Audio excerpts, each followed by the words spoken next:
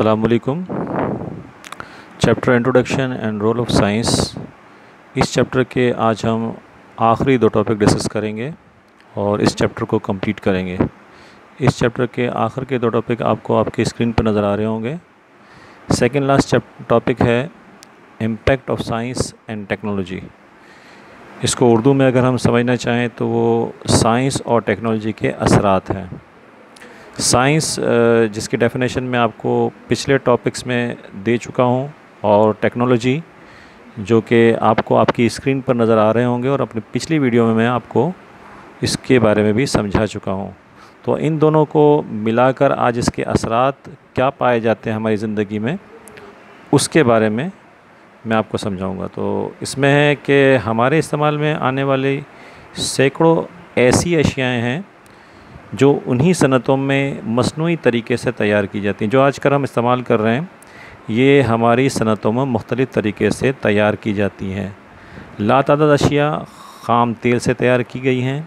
خام تیل وہ ہے جو ہم زمین سے حاصل کرتے ہیں، اور پھر اس میں مختلف طریقے کی اور تیل نکالتے ہیں جس کو ہم استعمال کرتے ہیں، جیسے پیٹرول ہے، ڈیزل ہے۔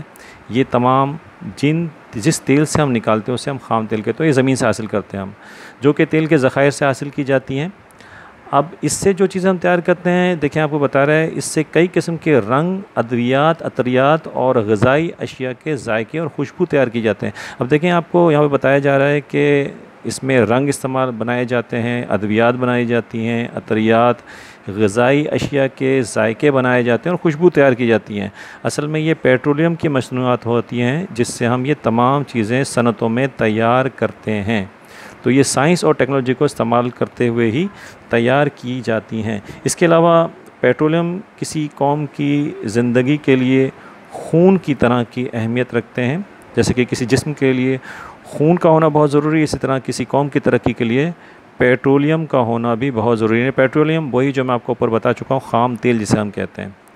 اس سے حاصل شدہ اشیاء جدید تہذیب کی بنیاد فراہم کرتی ہیں۔ جو ابھی میں نے آپ کو بتایا، رنگ ہے، ادویات ہے، عطریات ہے، غذائیں ہیں، خوشبو ہیں جو ہم لگاتے ہیں اور بہت اچھا محسوس کرتے ہیں، یہ ہماری تہذیب کو ظاہر کرتی ہیں۔ لیکن اصل میں جن چیزوں سے ہم حاصل کرتے ہیں وہ پیٹرولیم کی مصنوعات ہے۔ ماضی میں انسان معیشت کا انحصار کاشتکاری، جانوروں کے شکار اور چند دستکاریوں پر تھا۔ الیکٹرانک میڈیا کی ایجاد کے باعث کسی بھی معاملے سے زیادہ عرصے تک لا تعلق نہیں رہا جا سکتا۔ زمانہ ماضی میں وہ زیادہ فاصلوں پر واقع مقامات کے بارے میں بہت کم واقفیت رکھتا تھا۔ یعنی انسان پہلے زمانے میں جو بہت زیادہ فاصلے والے جگہیں ہوا کرتی تھی، انسان اس کے بارے میں معلومات نہیں رکھتا تھا۔ لیکن اب وہ دنیا میں ہونے والے واقعات سے اس وقت آگاہی حاصل کر لیتا ہے اور اس میں ہونے والی تمام تبدیلیوں کے بارے میں بھی جان سکتا ہے۔ تو یہ صرف سائنس اور ٹیکنالوجی کے مرہون منت ہی ہے۔ آج انسان اپنے آباء و اجداد کی زندگی سے زیادہ آرام دہ اور آسان زندگی گزار رہا ہے۔ یہ صرف سائنس اور ٹیکنالوجی کی ترقی کے سبب بھی ممکن ہو چکا ہے۔ اسٹوڈنٹ، اس کی مثال آپ کے سامنے ہے کہ اس وقت آپ دیکھ رہے ہیں کہ تعلیمی سلسلہ جو مکمل طور پر منقطع ہو چکا ہے کرونا وائرس کی وجہ سے، لیکن آپ دیکھ رہے ہیں کہ آپ گھر بیٹھے تعلیم کی سہولت سے آراستہ ہیں۔ پرانے زمانے میں اگر ہم دیکھتے ہیں، اپنے آباء و اجداد کے دور میں دیکھتے ہیں، تو یہ سہولت جو آج آپ کو الیکٹرانک میڈیا فراہم کر رہا ہے، وہ پہلے کے دور میں یا ہمارے آباء و اجداد کے دور میں میسر نہیں تھی۔ یہ بہترین مثال ہے آپ کے لیے سائنس اور ٹیکنالوجی کی۔ اس کے بعد آخری ٹاپک جو ہے ہمارا اس چیپٹر کا، وہ ہے لمیٹیشنز آف سائنس، جسے اردو میں کہیں گے سائنس کی حدود۔ اب دیکھیں، ہر علم کی ایک حدود ہوتی ہے، سائنس کی بھی اسی طرح ایک حد ہے۔ اور وہ حد کیا ہے وہ میں آپ کے سامنے بیان کر رہا ہوں۔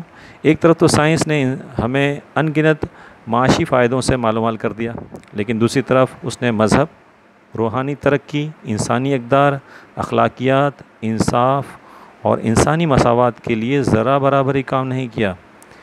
ایک ایسی قوم جو ٹیکنالوجی میں دوسری اقوام پر سبقت حاصل کر سکتی ہے، وہ صرف اور صرف کس کی بدولت؟ سائنس اور ٹیکنالوجی کی بدولت۔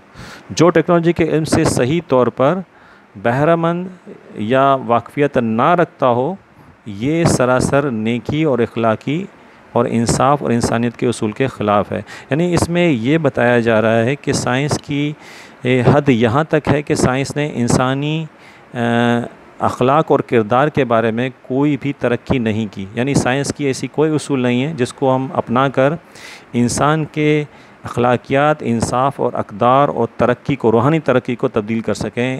سائنس کا ایسا کوئی بھی اصول ابھی تک نہیں بنایا جا سکا، لیکن سائنس نے ایسے اصول بنا دیے ہیں کہ جس کو اپنا کر انسان ترقی کر سکتا ہے، اب وہ چاہے اس میں تہذیب ہو، اخلاق ہو یا نہ ہو، لیکن وہ سائنسی اصول کو اپناتے ہوئے، ٹیکنالوجی کو استعمال کرتے ہوئے ترقی کر سکتا ہے۔ لہٰذا وہ ایسے باشعور